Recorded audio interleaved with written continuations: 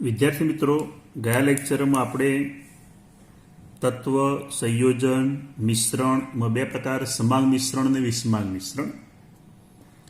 આપણે આગળ જોઈએ આજની થિયરીમાં. બહુ સિમ્પલ જ છે. દ્રવ્યના ગુણધર્મો અને તેમનું માપન.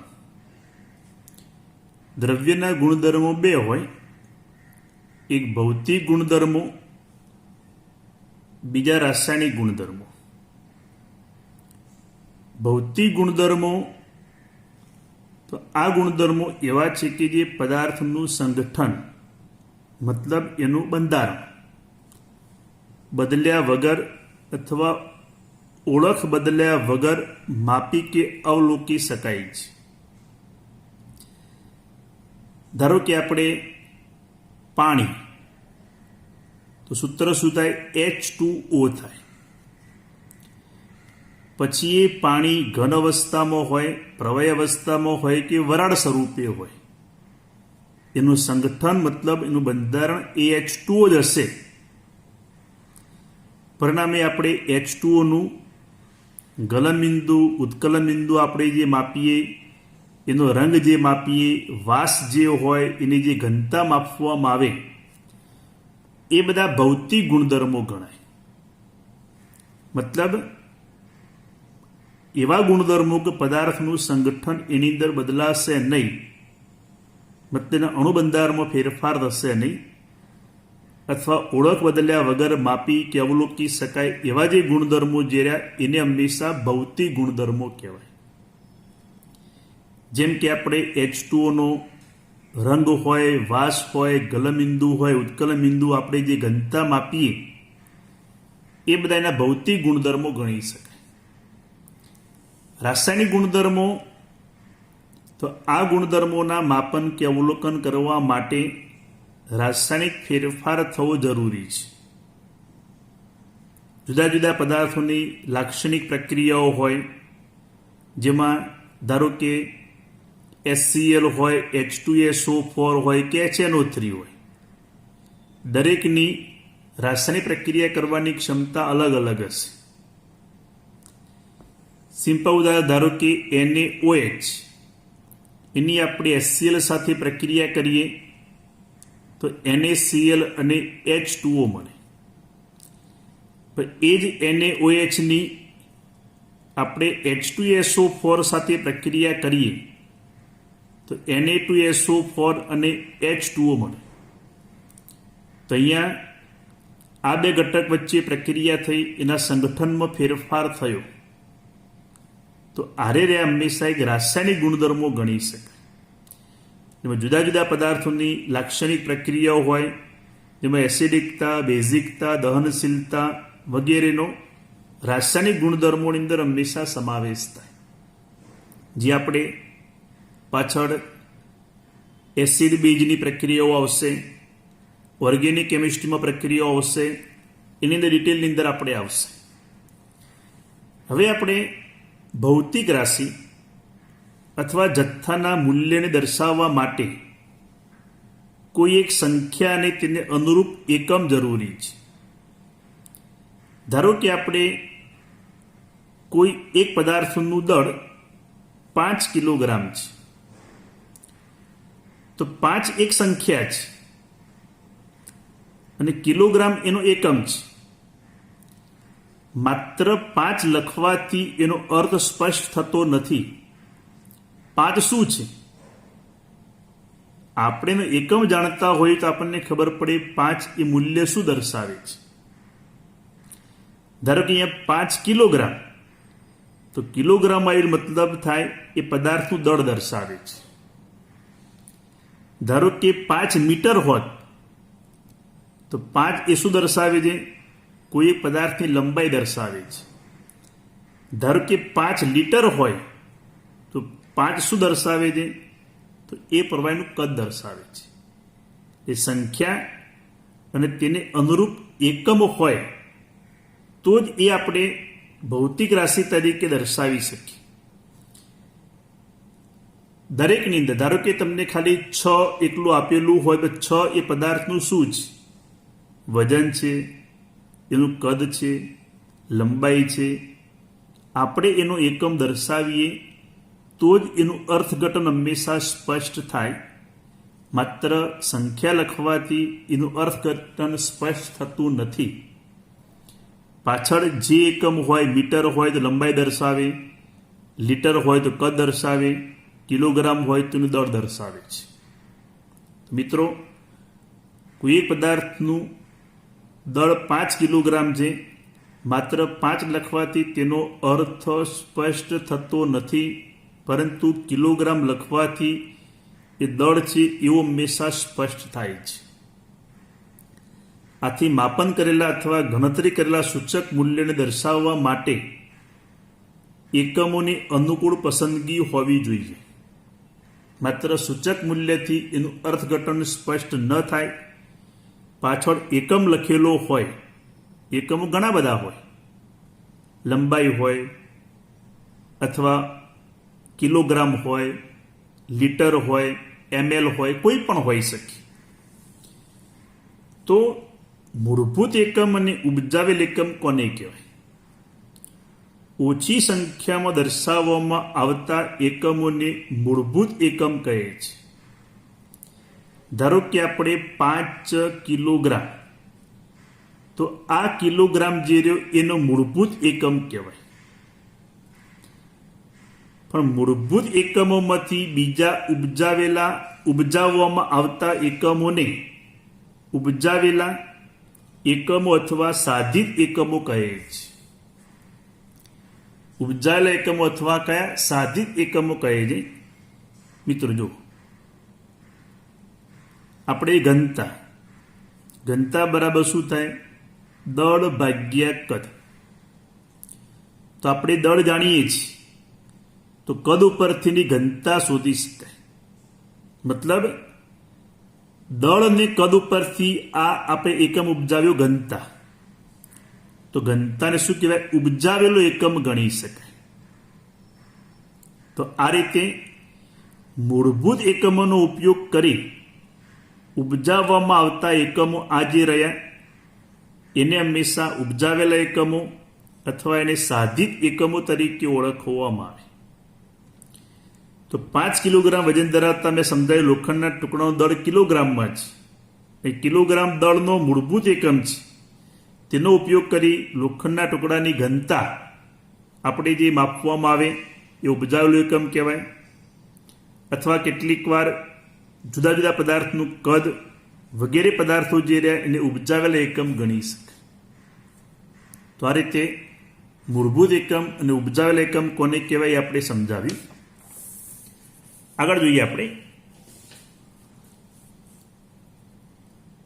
એકમોની આંતરરાષ્ટ્રીય પદ્ધતિ.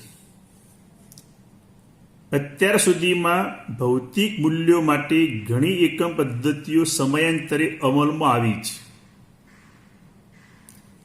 પહેલી પદ્ધતિ FPS પદ્ધતિ. F એટલે ફૂટ, P એટલે પાઉન્ડ, S મતલબ સમય સેકન્ડ.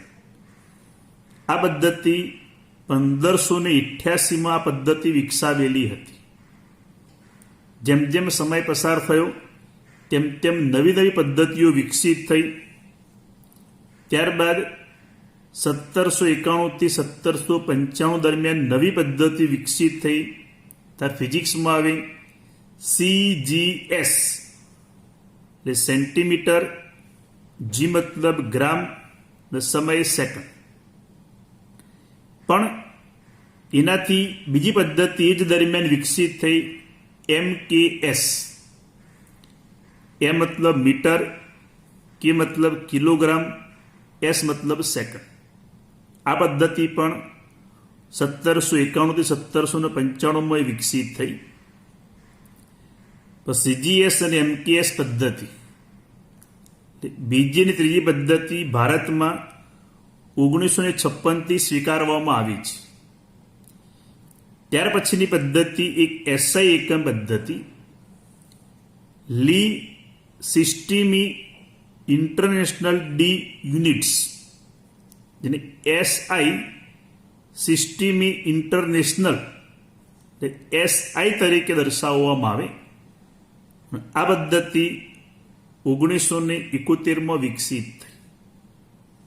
આવી અનેક પદ્ધતિઓના ઉપયોગથી સર્જાતી મુશ્કેલીઓ દૂર કરવા માટે IUPAC international union of pure and apply chemistry international union of pure and apply chemistry IUPAP international union of pure and applied physics, P મતલબ ફિઝિક્સ, C મતલબ કેમિસ્ટ્રી જેવી આંતરરાષ્ટ્રીય સંસ્થાઓએ SI પદ્ધતિને સમાન રીતે ઉપયોગ કરવાની ભલામણ કરેલી છે. IUPAC અને IUPAP દ્વારા અત્યારે હાલ SI પદ્ધતિને સમાન રીતે ઉપયોગ કરવાની ભલામણ કરેલી છે. SI પદ્ધતિમાં પાયાના 7 એકમો છે, જેની યાદી નીચેના કોષ્ટકમાં આપણે દર્શાવેલી છે. એ 7 ભૌતિક રાશિ SI એકમ પદ્ધતિ મુજબ લંબાઈ સંજ્ઞા શું લખાય? Small l.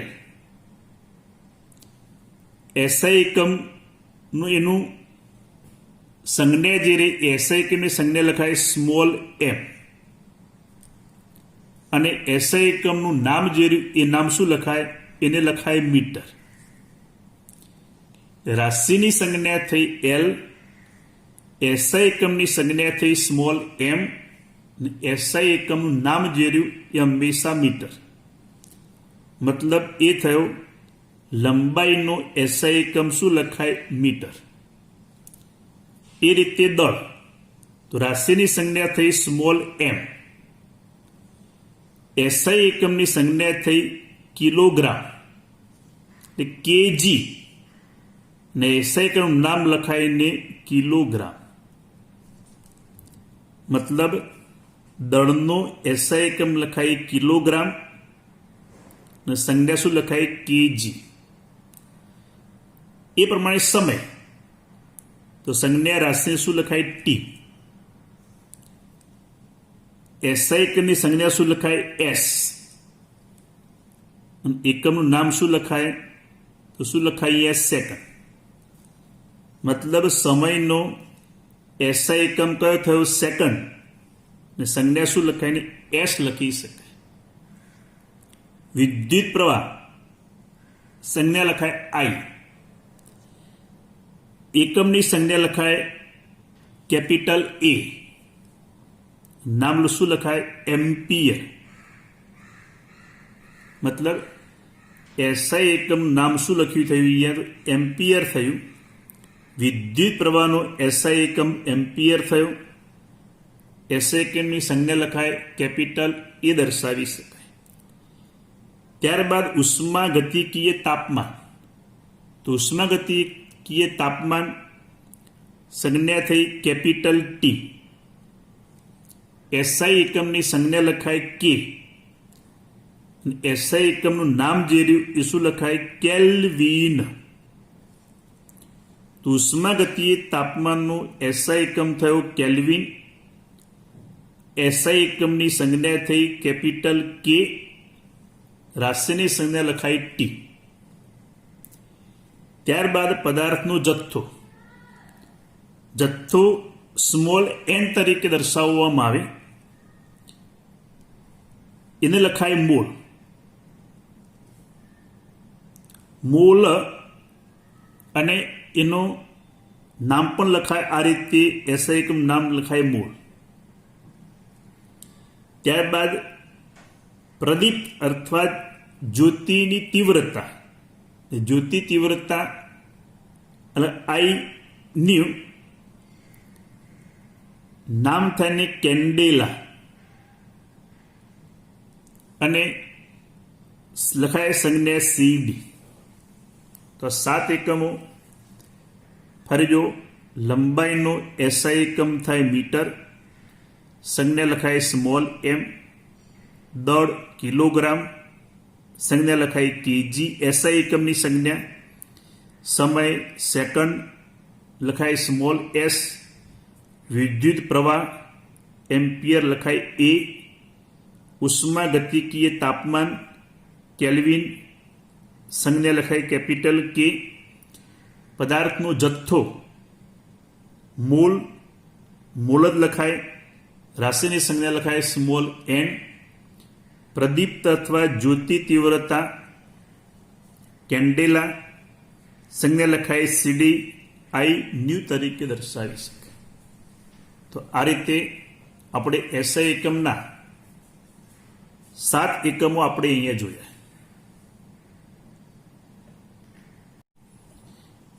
બીજા કેટલાક આપણે એકમો જોઈએ મિત્રો. દળ અને વજન. તો પદાર્થનું દળ તેમાં રહેલો દ્રવ્યનો જથ્થો દર્શાવે છે. ખાસ યાદ રાખજો, દળ અને વજન બંને વસ્તુ અલગ છે. પદાર્થનું દળ તેમાં રહેલા દ્રવ્યનો જથ્થો છે, જ્યારે વજન પદાર્થ ઉપર લાગતું ગુરુત્વાકર્ષણ બળ છે. મતલબ એ થયો કે દ્રવ્યનો જથ્થો હંમેશા અચળ હોય, જ્યારે વજન એ અલગ અલગ હોય. કેમ? કારણ કે દરેક જગ્યાએ ગુરુત્વાકર્ષણ બળ સમાન ન હોય. ધારો કે આપણે દ્રવ્યનો જથ્થો કયા એકમમાં દર્શાવાય મિત્રો? તો આપણે મોલ. ધારો કે કોઈ પદાર્થનો જથ્થો આપણે 5 મોલ લઈએ, તો 5 મોલ જથ્થો દરેક જગ્યાએ હંમેશા અચળ હોય. પછી એ પદાર્થને આપણે ચંદ્ર ઉપર લઈ જઈએ, મંગળ ઉપર લઈ જઈએ, ગુરુ ગ્રહ ઉપર લઈ જઈએ, કોઈ પણ જગ્યાએ લઈ જઈએ, મોલ જથ્થો હંમેશા અચળ હશે. જ્યારે ગુરુત્વાકર્ષણ બળ પૃથ્વી પર અલગ હોય, ચંદ્ર ઉપર અલગ હોય, મંગળ ઉપર અલગ હોય, ગુરુ ગ્રહ ઉપર પણ અલગ હોય. માટે દરેક જગ્યાએ તેનું વજન હંમેશા અલગ અલગ હોય. માટે જો પદાર્થનું દળ એ હંમેશા અચળ હોય છે, જ્યારે તેનું વજન એક સ્થળેથી બીજા સ્થળે હંમેશા બદલાય છે. એટલે ખાસ યાદ રાખજો, દળ અને વજન બંને વસ્તુ અલગ છે. દળ એ હંમેશા દ્રવ્યનો જથ્થો છે, એ હંમેશા અચળ હોય, જ્યારે ગુરુત્વાકર્ષણ બળ પદાર્થ ઉપર લાગે જે એક સ્થળેથી બીજા સ્થળે હંમેશા બદલાય. માટે વજનમાં પણ હંમેશા ફેરફાર થાય. પ્રયોગશાળામાં પદાર્થનું દળ વૈશ્લેષિક તુલા એ ભૌતિક તુલા આવે. તમે જ્યારે પ્રેક્ટિકલની અંદર આવશો ત્યારે એ સમજાવવામાં આવશે. એનાથી ખૂબ ચોકસાઈથી નક્કી કરી શકાય છે. અને આપણે જાણીએ છીએ દળનો એસઆઈ એકમ કયો થાય? કિલોગ્રામ થાય. તો આ થયું દળ અને વજન. ત્યારબાદ જોઈએ આપણે કદ. તો કદનો એકમ લંબાઈ ક્યુબ લખાય. હવે આપણે જાણીએ લંબાઈ કયા એકમો હોય? તેનો એસઆઈ એકમ થાય મીટર. લંબાઈ તો એમમાં દર્શાવવામાં આવે, માટે કદનો એસઆઈ એકમ શું લખાય? મીટર ક્યુબ લખાય. માટે કદ એ કયો એકમ કહેવાય? ઉપજાવેલું, મૂળભૂત નહીં. કદનો એકમ થાય લંબાઈ ક્યુબ, પણ લંબાઈનો એસઆઈ એકમ શું લખાય? તો મીટર. માટે લખાય કદનો એસઆઈ એકમ મીટર ક્યુબ. આ તેનો ઉપજાવેલો એકમ ગણી શકાય. પરંતુ આપણે કદ પ્રયોગશાળાની અંદર મીટર ક્યુબમાં જ માપવા એ જરૂરી નથી. એનાથી નાના એકમો સેન્ટીમીટર ક્યુબ અથવા ડેસીમીટર ક્યુબ પણ વાપરી શકાય. પણ સેન્ટીમીટર ક્યુબ કે ડેસીમીટર ક્યુબ એ કદના એસઆઈ એકમો નથી. ખાસ ધ્યાન આપજો. આ ઉપરાંત રોજિંદા જીવનમાં આપણે કોઈ પણ પ્રવાહીનું કદ શાની અંદર માપવામાં આવે તો એ લીટરમાં માપવામાં આવે. લીટરમાં ધારો કે આપણે દુકાનની અંદર અથવા ડેરીમાં દૂધ લેવા જઈએ તો 1 લીટર હોય, 2 લીટર હોય, આ રીતે કદ લીટરમાં માપવામાં આવે. જે કદનો એસઆઈ એકમ નથી, ભલે આ વ્યવહારમાં કદનો એકમ લીટરમાં લેવામાં આવતો હોય પણ એ કદનો એસઆઈ એકમ નથી. મિત્રો, આપણે જાણીએ છીએ ભાઈ 1 લીટર બરાબર શું લખાય? 1000 ml લખાય. અને 1000 ml બરાબર થાય 1000 સેન્ટીમીટર ક્યુબ થાય. કારણ કે 1 ml બરાબર 1 સેન્ટીમીટર ક્યુબ થાય. તો 1000 ml તો 1000 સેન્ટીમીટર ક્યુબ લખાય. યાદ રાખજો ખાસ, 10 સેન્ટીમીટર બરાબર 1 ડેસીમીટર થાય. તો 10,000 સેન્ટીમીટર ક્યુબ તો 1 ડેસીમીટર ક્યુબ લખાય. કારણ કે 10નો ઘન એટલે 1000 થઈ જાય મિત્રો. માટે અહીંયા 10નો ઘન એટલે 1000 સેન્ટીમીટર ક્યુબ તો 1નો ઘન તો 1 ડેસીમીટર ક્યુબ જ થાય. જો 10 સેન્ટીમીટર ક્યુબ 10 સેન્ટીમીટરનો આપણે ઘન કરી દઈએ, સામે 1 ડેસીમીટરનો ઘન કરીએ તો 1નો ઘન 1 જ થાય મિત્રો. પણ 10નો ઘન શું થાય? તો 1000 થાય. તો આ રીતે 1000 સેન્ટીમીટર ક્યુબ બરાબર 1 ડેસીમીટર ક્યુબ થાય. હવે આપણે પ્રયોગશાળામાં કોઈ પણ પ્રવાહીનું કદ માપવું હોય તો કયા કયા સાધનનો ઉપયોગ થાય? તમે પ્રયોગશાળામાં આવશે ત્યારે બતાવવામાં આવશે. એક હોય બ્યુરેટ, ત્યારબાદ પીપેટ હોય, અંકિત નળાકાર હોય, કોનિકલ ફ્લાસ્ક હોય, કોનિકલ ફ્લાસ્ક હોય. આ બધા જે રહ્યા એ કદ માપવા માટેના સાધનો છે. પ્રયોગશાળામાં ઘરે અલગ હોય પણ પ્રયોગશાળામાં કોઈ પણ પ્રવાહીનું કદ આ સાધનો વડે હંમેશા માપી શકાય. ત્યાર પછીનો એકમ ઘનતા. પદાર્થની ઘનતા પ્રતિ એકમ કદના જથ્થાનું દળ દર્શાવે છે. હવે આપણે ઘનતાનો એકમ જોઈએ તો ઘનતા બરાબર શું થાય? દળ ભાગ્યા કદ. તો આપણે દળનો એસઆઈ એકમ શું લખાય? તો આગળ ભણી ગયા દળનો એસઆઈ એકમ થાય કિલોગ્રામ. કદનો શું અત્યારે આપણે સમજાવ્યો? Metre cube. માટે ઘનતાનો એસઆઈ એકમ શું લખાય? કિલોગ્રામ પ્રતિ મીટર ક્યુબ અથવા કિલોગ્રામ ઇન્ટુ મીટરની -3 ઘાત લખાય. પણ આપણે કેમિસ્ટ્રીમાં મોટે ભાગે જે ઘનતા આવશે એ ઘનતા ગ્રામ પ્રતિ સેન્ટીમીટર ક્યુબમાં આવશે અથવા ગ્રામ ઇન્ટુ સેન્ટીમીટર -3 ઘાત લખાય. પણ આ એસઆઈ એકમ નથી.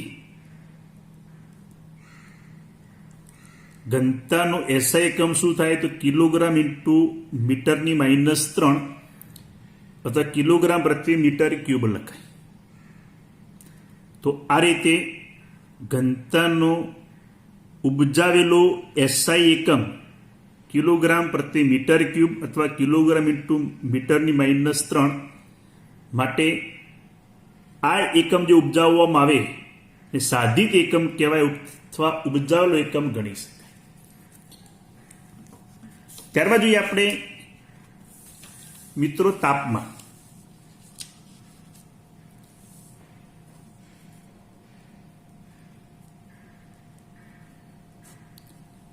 તો તાપમાન આપણે જનરલી 3 સામાન્ય માપક્રમ છે.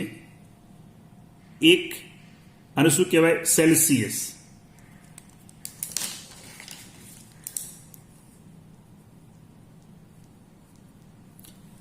એક તાપમાન આપણે કયા એકમ આપવામાં આવે? સેલ્સિયસમાં માપવામાં આવે. પછી આ રીતે આને કહેવાય ફેરનહીટ. ત્રીજું તાપમાન જે એક કે આને કહેવાય કેલ્વિન. ખાસ ધ્યાન આપજો, સેલ્સિયસ અને ફેરનહીટમાં આ રીતે ડિગ્રી દર્શાવવામાં આવે. અહીંયા કેલ્વિનમાં અહીંયા ડિગ્રી દર્શાવાય નહીં. ઘણા વિદ્યાર્થી શું કરે? કેલ્વિન. તો આ રીતે તાપમાન દર્શાવેલું છે તો કેલ્વિનમાં એ ખોટું ગણાશે. અહીંયા કેલ્વિન એ તાપમાનનો કયો એકમ ગણાય? તો એસઆઈ એકમ એ તાપમાનનો, કેલ્વિન એ તાપમાનનો એસઆઈ એકમ ગણી શકાય. આ માપક્રમ આધારિત થર્મોમીટરમાં મોટે ભાગે આપણે પ્રયોગશાળામાં જે થર્મોમીટર માપવામાં આવે એ થર્મોમીટરમાં તાપમાન ક્યાં સુધી હોય? 0 ડિગ્રી સેલ્સિયસથી 100 ડિગ્રી સેલ્સિયસ સુધી તાપમાન હોય. આ પાણીનું ગલનબિંદુ કહેવાય. આ પાણીનું શું કહેવાય? ઉત્કલનબિંદુ કહેવાય. તો આપણે જે પ્રયોગશાળામાં થર્મોમીટરનો જે ઉપયોગ કરતા હોઈએ સેલ્સિયસ માપક્રમમાં, તો 0 ડિગ્રી સેલ્સિયસથી 100 ડિગ્રી સેલ્સિયસ સુધી એ અંકિત કરેલું હોય. જેમાં મેં કહ્યું પાણીનું ઠાર બિંદુ અને પાણીના ઉત્કલન બિંદુનો સમાવેશ એની અંદર થાય. જ્યારે ફેરનહીટ માપક્રમ જે રહ્યું એ ક્યાંથી દર્શાવવામાં આવે? 32 ડિગ્રીથી લઈને 212 ડિગ્રી સુધી દર્શાવવામાં આવે. તો ફેરનહીટની અંદર તાપમાન જે માપવામાં આવે એ 32 ડિગ્રીથી લઈને 212 ડિગ્રી સુધી હોય. તો ધ્યાન આપજો, આપણે ફેરનહીટ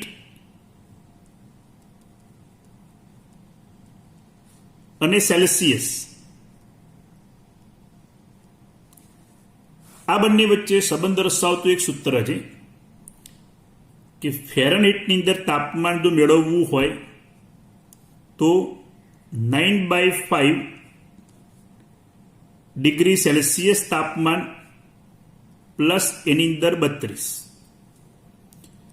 તો આપણને તાપમાન જે મળશે એ મળશે શાની અંદર? ફેરનહીટની અંદર મળશે. તો આ રીતે આમ પણ લખાય ફેરનહીટ બરાબર 9/5 ડિગ્રી સેલ્સિયસ તાપમાન પ્લસ 32. તો મિત્રો, તમને જો તાપમાન સેલ્સિયસમાં આપેલું હોય તો આ રીતે ફેરનહીટમાં રૂપાંતર કરી શકાય, અથવા ફેરનહીટમાં આપેલું હોય તો એ તાપમાન સેલ્સિયસમાં રૂપાંતર કરી શકાય. હવે આપણે કેલ્વિન તાપમાન અને સેલ્સિયસ તાપમાન વચ્ચેનો સંબંધ જોઈએ. મિત્રો, આપણે પાછળના પાઠની અંદર આવશે એની સાબિતી કે કેલ્વિન તાપમાન મેળવવું હોય તો સેલ્સિયસ તાપમાનની અંદર 273.15 આપણે ઉમેરીએ તો આપણને કેલ્વિન તાપમાન મળશે. ધારો કે 25 ડિગ્રી સેલ્સિયસ તાપમાનનું કેલ્વિન કેટલા? તો કેલ્વિન તાપમાન તો 25 ડિગ્રી સેલ્સિયસમાં 273.15 આપણે ઉમેરીએ તો 298.15 કેલ્વિન તાપમાન થાય. એ કેલ્વિન તાપમાન કેપિટલ ટી સંજ્ઞા દર્શાવાય. તો આ રીતે સેલ્સિયસ તાપમાનમાંથી કેલ્વિન તાપમાન મેળવી શકાય. તો આપણને કોઈ તાપમાન સેલ્સિયસમાંથી કેલ્વિનમાં અથવા કેલ્વિનમાંથી સેલ્સિયસમાં, સેલ્સિયસમાંથી ફેરનહીટમાં રૂપાંતર કરવું હોય તો આ સૂત્રનો ઉપયોગ કરી શકાય. ખાસ ધ્યાન આપજો, સેલ્સિયસ તાપમાન પ્રેક્ટિકલી રીતે 0 ડિગ્રી સેલ્સિયસ પણ હોય અને એ તાપમાન ઋણ પણ હોઈ શકે. સેલ્સિયસ માપક્રમમાં આ તાપમાન શક્ય છે 0 ડિગ્રી સેલ્સિયસ પણ હોય, એનાથી ઋણ પણ હોઈ શકે. જ્યારે કેલ્વિન માપક્રમમાં તાપમાન કોઈ દિવસ ઋણ બનશે નહીં. કેલ્વિન માપક્રમમાં તાપમાનનું મૂલ્ય ક્યારે ઋણ મળશે નહીં. હા, સેલ્સિયસ તાપમાનની અંદર આપણને 0 ડિગ્રી સેલ્સિયસ પણ મળે, પ્લસ પણ મળે ને ઋણ પણ મળે. એટલે પ્લસ પણ હોય, 0 પણ હોય ને ઋણ પણ હોઈ શકે સેલ્સિયસમાં.